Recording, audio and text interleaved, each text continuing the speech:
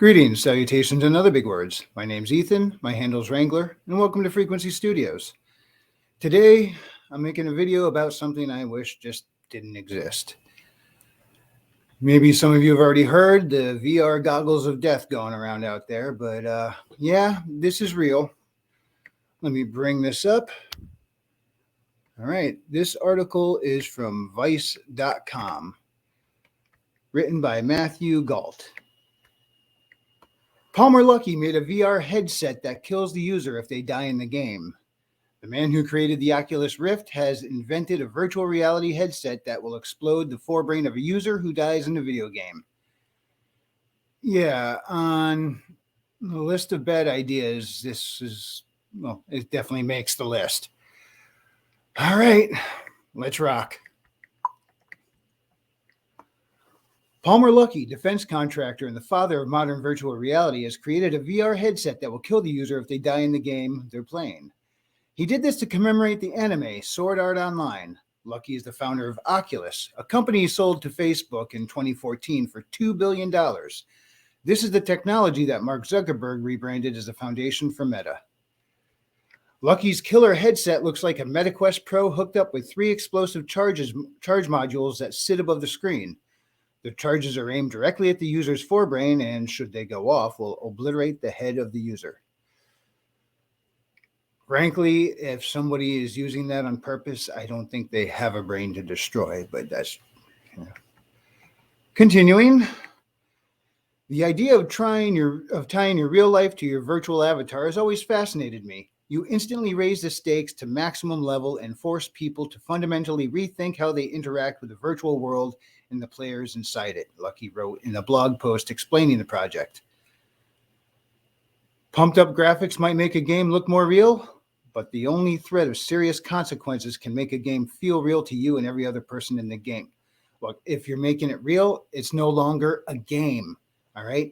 I'm all for some realism in a video game, but it's called a game for a reason. It's supposed to be fun. You know, call me skeptical, but I think a device like this would just suck all the joy out of the play. According to Luckey, the anime and light novel series Sword Art Online made people interested in virtual reality, especially in Japan. In SAO, players put on a Nerve Gear virtual reality headset and log into a new game called Sword Art Online, only to discover a mad scientist has trapped them in a virtual world. The players have to fight their way through a 100-floor dungeon to escape. If they die in the game, they die in real life. Luckey published his post about the killer headset on November 6th, the day that Sword Art Online went live in the world of the game's fiction. The good news, there's good news? The good news is that we are halfway to making a true Nerve Gear. The bad news is that so far, I have only figured out the half that kills you, Luckey said. That's the half we don't need. All right, where was I? In SAO, the Nerve Gear kills players with a microwave emitter. According to Luckey, the device's creator was able to hide from his employees, regulators, and contract manufacturing partners. I am a pretty smart guy, but I couldn't come up with any way to make anything like this work. Not without attaching the headset to a gigantic piece of equipment.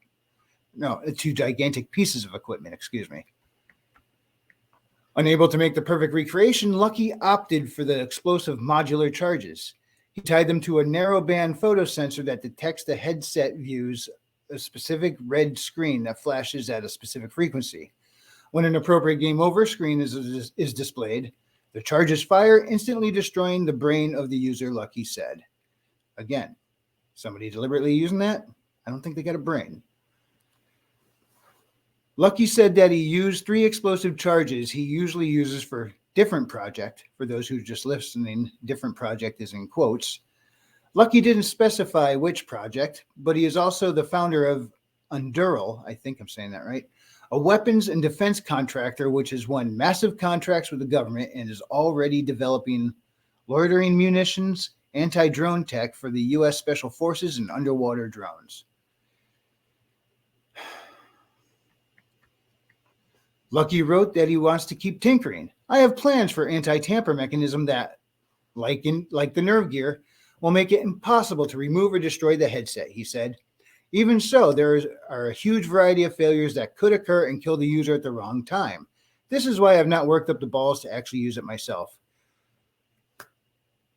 Lucky, if I may give you a piece of advice or a suggestion, don't try to use it.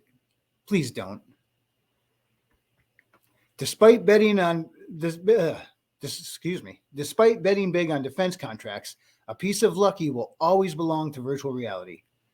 At this point, it's just a piece of office art, a thought-provoking reminder of unexplored avenues in game design, he said, of his killer headset. It is also, as far as I know, the first non-fiction example of a VR device that can actually kill the user. It won't be the last.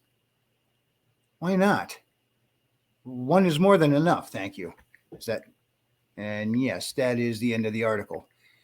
All right, I'm just not thrilled that this exists at all. We don't need this in reality. I mean, and let's face it, he made a high-tech version, but this is going to give people some really bad ideas. I mean, you get a Joker-type personality who's pretty good with a screwdriver and goes, hey, I can do something like that. Probably not quite as sophisticated, but I don't know, something sharp and pointy that's hidden in there that, I don't know. But imagine somebody like that sees this and grabs a bunch of headsets that are on the market and modifies them. I mean, this clown could do something like put them in brown paper bags, go out to unsurveilled park benches and just drop it there, walk away. And then the next thing you know, some teenage or 20-something comes along and is like, what's this bag here? Look around, nobody's there. Ooh, somebody left their VR headset. It's mine now. I'm going home and playing video games. And then I'm going to get home from work, turn on the news, and find out some poor unsuspecting kid was brutally murdered by Mario and Luigi. No, thank you. Please don't make any more of these. I mean, this just needs to remain. I'm okay with the idea in a fictional setting for a story as some kind of plot device to build drama and tension. We don't need that in real life. Look around the world. It's gone insane. We don't need more of it. And every time I think this can't get any crazier, reality says, hold my beer and watch this.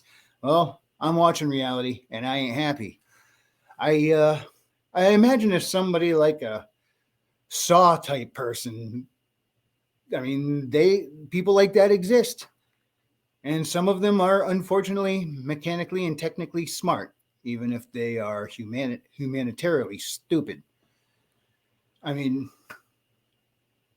look, the guy who created this, all I could assume is you thought, hey, I think I can make something like that. And I'm going to give you the benefit of that. Would you get tunnel vision and just think more about how to do it rather than, hey, should I do this? I mean, look at the possibilities and probabilities, and you might want to rethink this. I hope this is not a case of the cat being out of the bag, because, I mean, games need to be fun. Games are an escape, not a sentence. I don't know what else I can say about this, so I'm just going to wrap it up here. So if you enjoyed this presentation, hit the like. If you didn't, I appreciate you stopping by. I'll see you next time, and God bless.